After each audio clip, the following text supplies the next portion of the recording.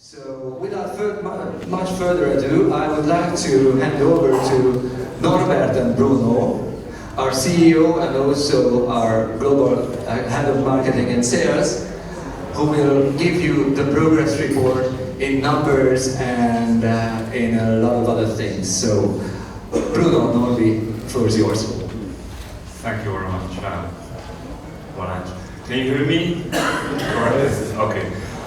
So welcome again. So in the next couple of minutes, I would like to share our proudness and our happiness in the industry. So yeah, we will show some numbers and some figures, which I hope really interesting for us, at least as a company. However, there are many reports outside, so different kind of companies, research companies, showing us the growing industry itself, the part of the industry as a technology side. But we would like to really ask your opinion. What do you think? What happened in this kind of growing side at memoQ? So right now we have an interesting tool. Can you introduce it? Yes, hi. Nice to meet you, everyone. I would like to start this session in an interactive way. So I would like to recall something that I noticed during conferences over the years. Those of you who might have participated in conferences 20 years ago, you might remember an era gone by when people didn't yet have smartphones, right? So people were not sitting in a session like this, looking at their phones. If you started getting involved in conferences 10 years ago, that was already the iPhone era, right? 10 years ago, that was already 2 years after the iPhone was introduced, so everyone was already on their phone, but it kind of made presenters uncomfortable. They thought it's not right. So that was the era when presenters would say, please put away your phones and gadgets because we want to speak, right? And then presenters gave up on that. It became the new norm to multitask and sort of listen to what's going on and also be on our phone. And now we would like to hit the next stage where we deliberately ask you to take out your iPhones, please do, or any gadget, and go to a website where we would like to ask you to vote. A simple vote. It's about your perception of memoQ over the past year. So how do you perceive memoQ in the past 12 months? Growing or stagnating? I'm sorry, I think I forgot to show you the code for that. No, it's over there. Okay, It's okay. sorry. So just hit mento.com and use that code.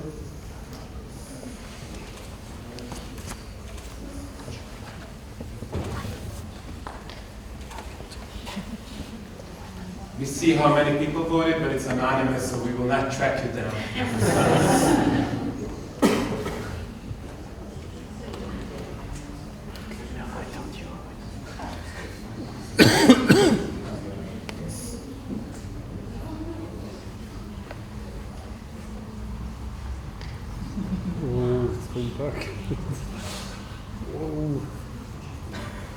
So do we have a threshold, so when we reach 100 or 150 or 200?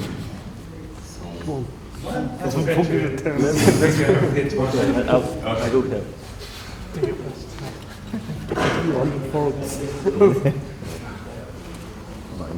that's slowing down.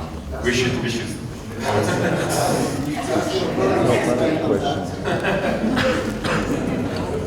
Almost 100.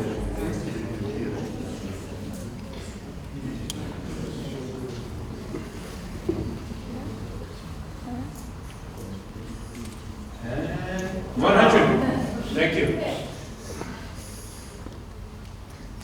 So what is growth? What is stagnation? That's something we discuss all the time.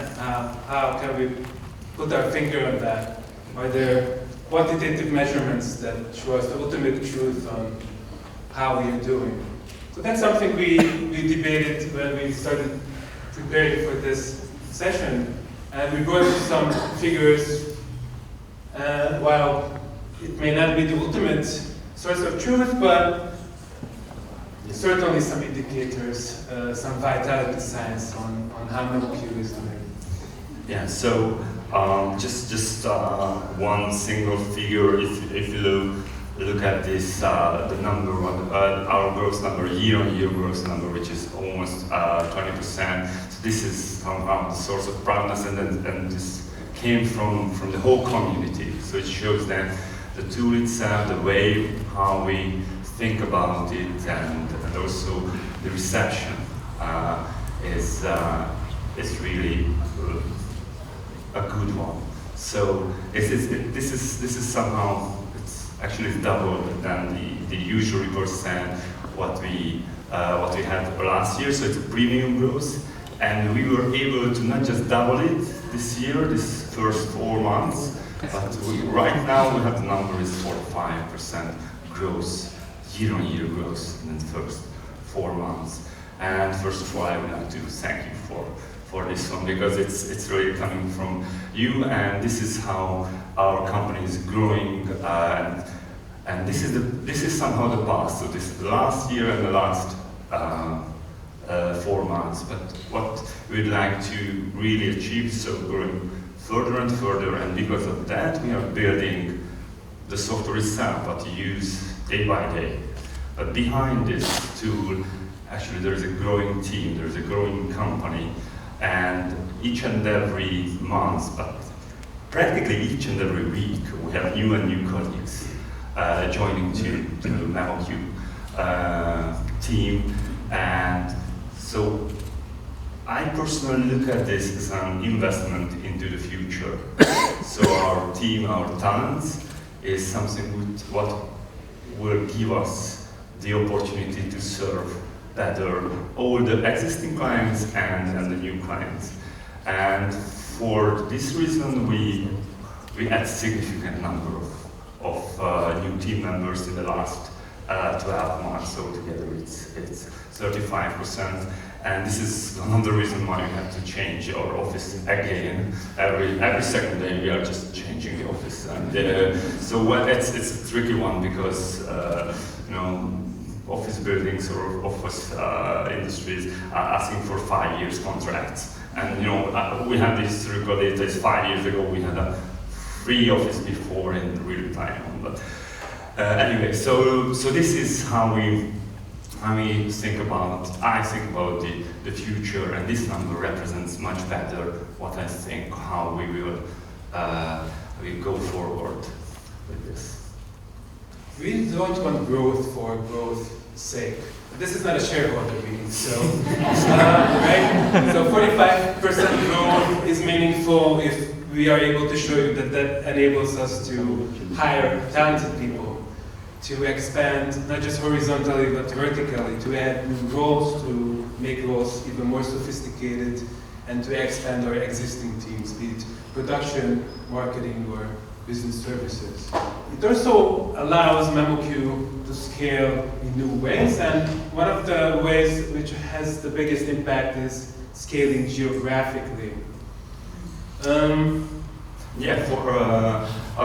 this slide you can see all the current memoQ cloud centers. So last year we had only one in Europe. But to serve Asia and also the NATO region, we added 2 new centers during the last 12 months. And just 1 month ago, we added a new one in Netherlands, because in Europe it's also growing much further than we saw before. So this kind of geographical expansion shows that we are somehow Europe-centric. It's still, so yeah, we are a deeply Hungarian company, but also we have this kind of global way of thinking in Asia, in the NATO region, and also we would like to go further to serve the customer base better, and also to give the opportunity for the next generation of customers to be served somehow locally. So okay, we are local in Europe and Hungary, but we would like to be somehow local in many locations or more locations than one or two. So who's using memoQ Cloud? Please raise your hand if you... Okay. Great. So I think memoQ Cloud really captures the pace of growth and momentum around new types of technologies. As some of you know, memoQ Cloud has been introduced 5 years ago. And even in year 5, which was 2018, we managed to have a growth rate which can be compared to startups' growth rate, 80% compared to 2017. And we hit a really important inflection point because now, if we look at our new server sales, we have achieved parity with, between memoQ Cloud and memoQ on-premise server. So we can claim that we are not just a product as a service company, but a software as a service company. We talked to a lot of customers who have chosen memoQ Cloud, and we learned a really interesting thing. And it was about deployment and licensing. We always focused on the deployment aspect, right? The data being in the cloud versus on-premise. And we sort of not really looked deeply into the business model aspect, what subscription means for certain clients. But what we learned last year is that the memoQ Cloud subscription offering is just as relevant as the deployment itself. So, in the beginning of this year, we decided to extend the opportunity of subscriptions to all deployments. So it's not tied to cloud anymore, and customers can have an on-premise server as a subscription or a hosted server as a subscription. And we call this new approach the freedom of choice, which means that we offer all deployments basically with all business models. So we still have our traditional on-premise server, we offer the cloud, and we offer hosting in Azure, and we offer it in the perpetual model with SMAs and a subscription. So altogether we offer 5 choices now, which is really giving freedom to the market, and we see a lot of growth in all these areas, but especially subscription. And maybe the representation of the cloud users is seems to be a lower here than the usual, but the independent companies like SAS 1000 found memoQ at the 407th position, and with this, it's all the SaaS companies, so they measured all the SaaS companies around the world, so not just translation technologies, but everyone, and it's surprising, so it hits really hard that, okay, we are so high in position, and it means we have the #1 position at the TMS2s. However, yeah, we are really, so in our minds, still, we are a perpetual server-based company, but independently, it looks like we are somehow a thriving SaaS company. And because of this, they are emailing us a lot that, okay, so as a SaaS company, you should do this or that. We are a SaaS company, but we are still a commercial software company as well. Yeah, it has an obvious impact on our identity, the way we look at ourselves and who we are and what we're able to offer to the market.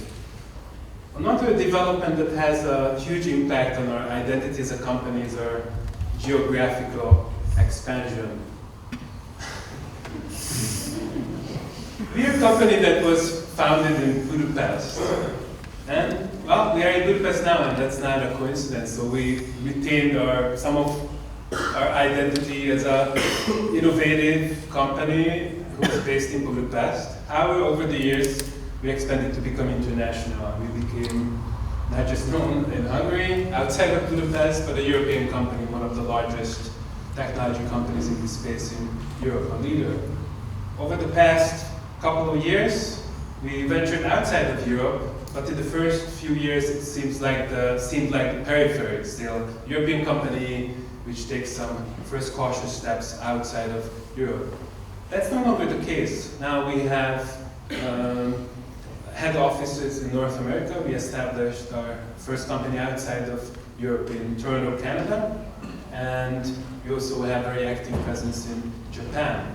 So the way we like to achieve it is like with the Russian nesting dolls. We want to be a global company, but a global company which is able to retain its roots and identity in smaller geographical areas. So I mentioned Toronto and Japan. We have two news to announce around this. Last year we picked Toronto to be our hub in North America. We established memoQ Incorporated, our first legal entity outside of Europe. And today I can share with you the news that we intend to take this to the next level.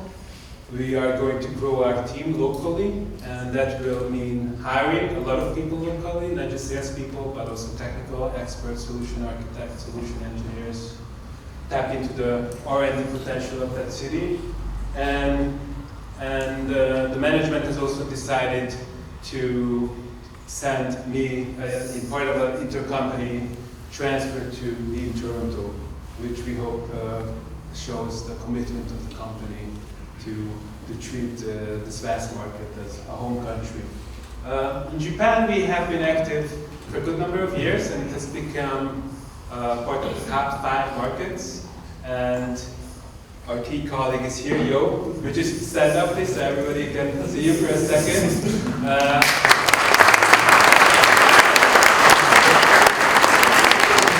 Thank you for all your hard work. And in Japan, it's also time to take things to the next level. Yo will relocate to Japan, and we plan to develop our presence there. So, and okay, so it was somehow the near past and somehow the future as well. So Bruno will be in Toronto from the 1st of August. But I have a tricky question for you. So from the past, so any of you recognize sorry, go back please. So recognize this company. So some who knows this company? Oh, the majority. Okay, so I can tell you this is not representative at all. When I go any conferences anywhere, so I'm wearing the badge and it says at Kilgrave, and say, oh, nice company from Hungary. What are you doing? And I said, oh, it's producing, a software called memoQ. Oh, memoQ, I know it better. So it was a bit misleading, the name, and because of this, we decided to change the name of the company. And we changed it to memoQ, translation technology. So we are still in the technology and we are still in translation, so it's for sure. But the whole company right now is referred to memoQ. The name Kilgrave, so great. It was a good 15 years for the company, and we're really proud about this route. But from now on, we have this single brand, which is memoQ right now. So, yeah. So, we organized memoQ Festival the first time 11 years ago. 10 years. 10 years. This is the 11th. This is the 11th time we have memoQ Fest. This is probably our favorite platform, because it's a great combination of thought leadership and dialogue and networking and really listening to your voices. So 2 years ago, we started having a discussion in the marketing team, how could we take this into the digital world? How could we create another platform, a new one, which sort of combines some of the virtues of this festival. And we came up with a new platform, which is still in emergence. It's not as mighty and big and visible as memoQ Fest, but we have been able to grow it last year, and that's the memoQ Trend Report, something we committed ourselves to in 2017, December for the first time, and based on the initial success, we repeated last year. And it's in some ways like memoQ Fest. It's about thought leadership. It's showing the world that there are dozens of people at memoQ who are smart and opinionated and know things about different stuff that are exciting and new. And it's a platform for two-way communication where our readers can vote, and not just vote, but be part of the content creation process. So the way we create the memoQ trend report, we publish it towards the end of the year, but we start discussing the creative framework, the intellectual framework in the beginning of the fall, and we involve dozens of clients, partners, so that's something we're going to do this year as well. It became our most read content piece in 2017. It was read by more people than all our blog posts combined, so we also see it as a powerful platform to reach people and have visibility. So, and the active listening from the previous slide, let's just refer to that. We are listening to you with this report, but we had a new application last year, and I showed the interface of Hey memoQ last year, but it was just launched a couple of months later. And why is it an important project for us? Because we all know memoQ, it's a standalone product, you can download it, you can use it, and so on and so forth. But this one, this is a brand new this is coming from really the innovation team of our company, and it shows the new digital and also visual language, what we are using and how we switched the communication with the customers. We made a long customer survey before we started to work on this. This is really something which is helpful for the industry and so on and so forth.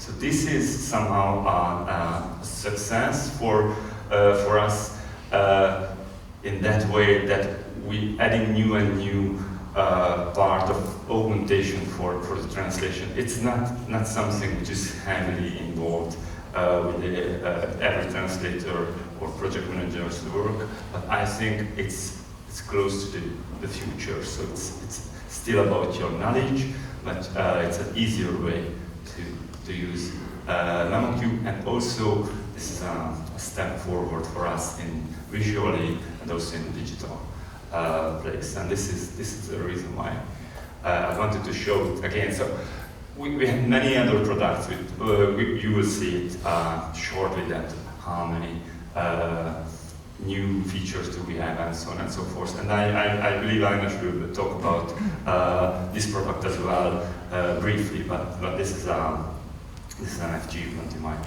eyes.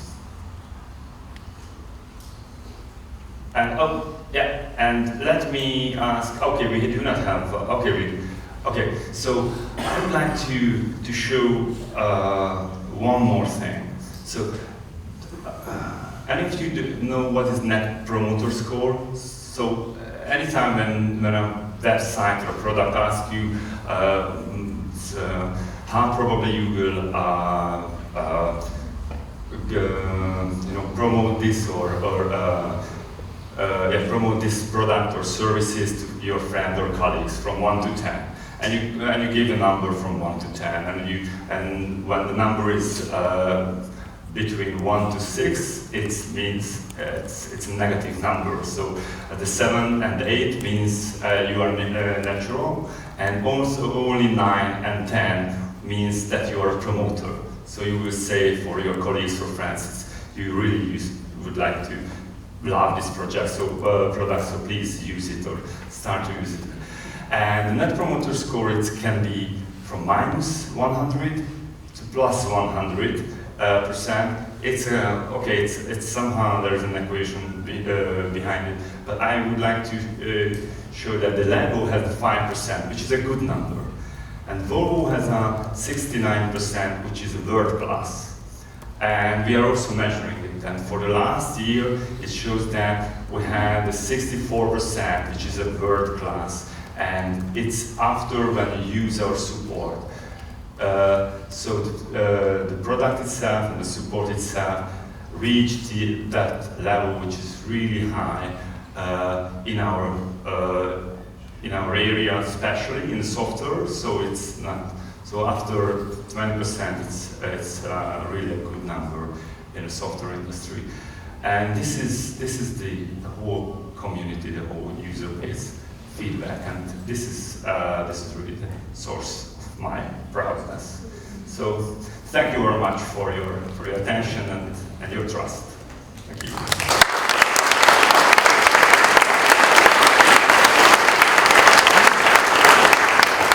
Thank you, Norbert. Thank you, Bruno. We have time for a few questions if you have any. And we can, let's try to. I could throw this, but this is the first time I'm handing anything like this to anyone. So thank you very much. Norbert from Kazminos, from Kazakhstan. Seems like we are the only one company representing mining here, but we are introducing memoQ within our company soon.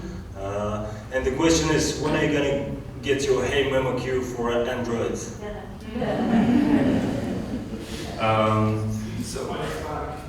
Sorry?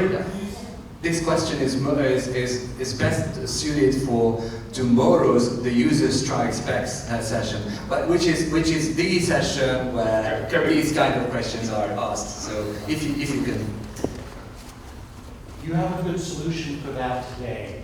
Have a look on YouTube. There's a 3-step process published that will actually give you superior translations, where you can use the dictation tool of your choice. Then you bring that into memoQ Live Docs, you do an alignment, that's your first correction stage.